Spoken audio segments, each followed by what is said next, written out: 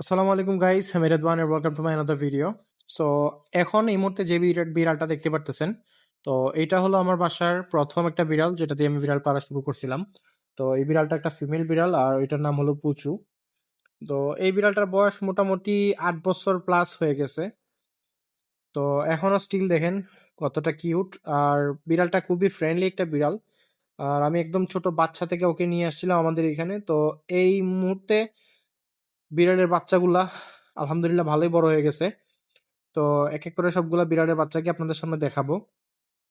তো এই যে দেখতে পারতেছেন এইটা মেবি আপনার ফিমেল একটা ক্যাট হবে। তো মাশাল্লাহ বাচ্চাগুলো খুবই সুন্দর, আর এবার ওদের বাচ্চাগুলোর লোমগুলো মাশাল্লাহ আগের থেকে একটু বেশি আসছে।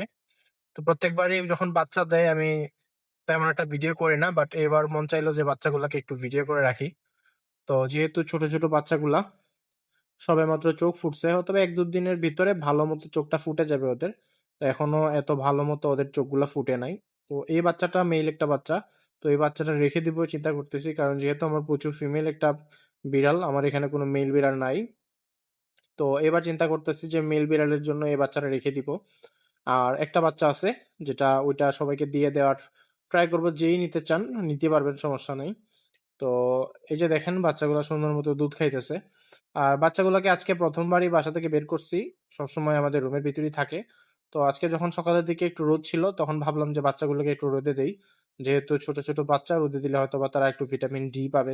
তো দেখেন বিড়ালটা কতটুকু লক্ষ্মী, ও এখানে শুয়ে শুয়ে বিড়ালের বাচ্চাকে দুধ খাওয়াইতেছে।